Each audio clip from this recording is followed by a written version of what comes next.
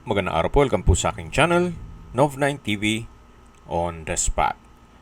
Real talk, real fast. Nandito po tayo ngayon sa San Rafael, Bulacan kung saan meron po tayong bagong video presentation. Isang 10-door apartment at halos bago pa po ito. 2 taon pa lang po ito mula nung ito'y ginawa. May lot area po ito na 4,200 square meters. Ito po'y along Barangay Road, kaya napaganda po ng lokasyon. Maayos pa po ang structure. Kung meron man po kayong papagawa dito, siguro retouch na lang ng pintura. Hindi lang po natin mapasok itong mga apartment gawa ng meron pong nangungupahan o okupado po lahat. Kaya bigyan natin ng privacy naman itong mga nangungupahan. Tungkol naman po sa monthly income, ito po'y every year tumataas. Kaya kung sakali man na ma-acquire nyo ito, paretouch nyo lang ang pintura, pwede nyo naman itaas ang upa nito o monthly rental. Kaya lagi pong puno o okupado itong apartment, gawa na malapit lang po ito sa bayan ng San Rafael. 900 meters lang po ang distance. At ang travel time is 3 minutes. Mamaya po, sa dulong parte nitong video, pag-usapan na natin ang distance, location at travel time, pati presyo nito. Ito po yung last unit nitong apartment at ang hugis ng lupa po ay pahaba. So, malaki pa po ang bakanting lote dyan sa likod. Tunghayan nyo po muna itong 10-door apartment bago tayo pumunta dun sa farm area. Ang kagandahan po dito, may apartment ka na, may farm lot ka pa. Actually, income generating din po yung farm lot. Gawa ng meron pong nangungupahan na game farm o nag-aalaga ng panabong na manok at mamaya po pupuntahan natin yan.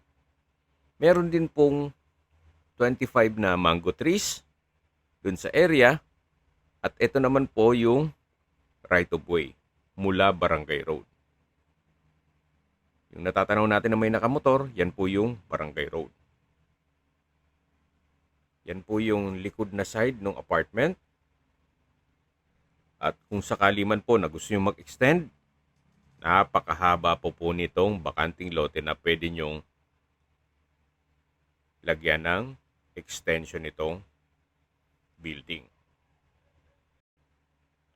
Then, dito po sa side na to, kung gusto nyo naman maglagay ng inyong bahay bakasyunan, pwede naman po dito.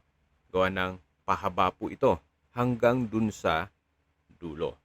At least, mamamonitor nyo po yung apartment business.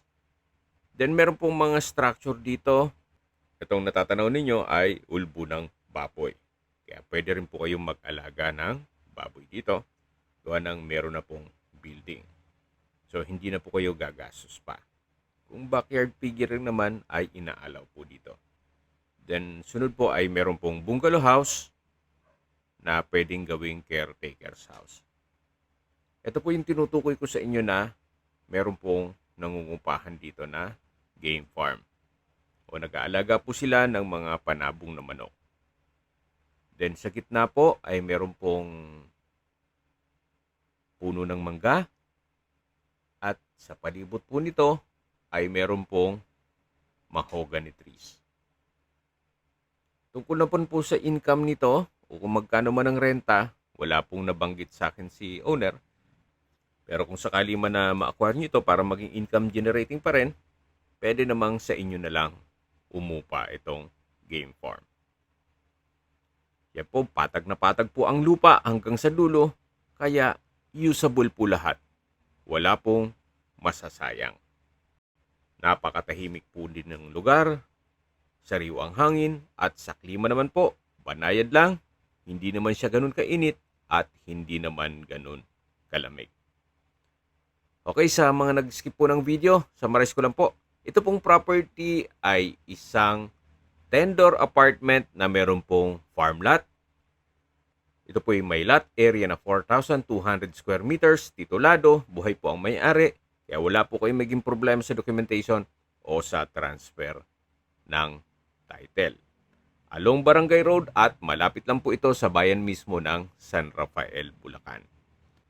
Although maganda po ang negosyo na apartment business, at the same time meron pong farm lot na income generating, meron lang pong pagbabago sa kanilang plano kaya ibebenta na ito.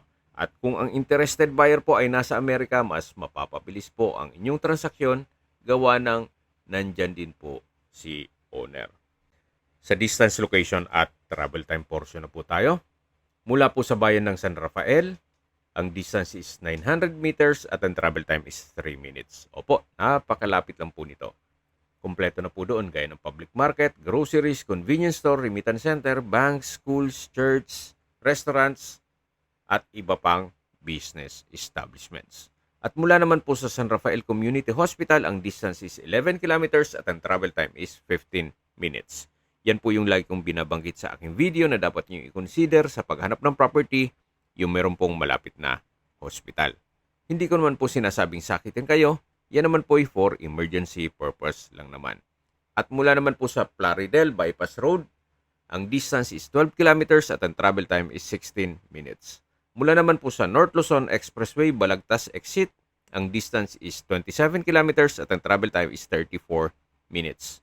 Mula naman po sa New Manila International Airport, ang distance is 34 kilometers at ang travel time is 1 hour and 11 minutes. Mula naman po sa Manila, ang distance is 61 kilometers at ang travel time is 1 hour and 30 minutes kasama na ang traffic.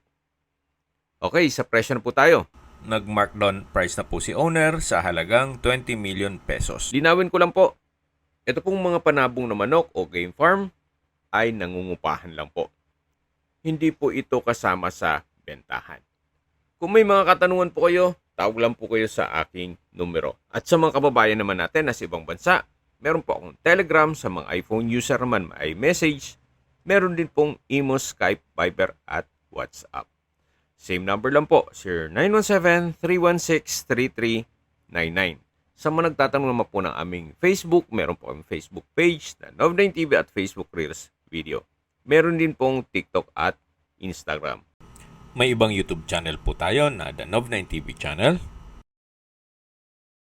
Nov9 TV Listings, at Nov9 TV Official. Salamat po sa panunod sa aking mga videos. Ingat po kayo lagi.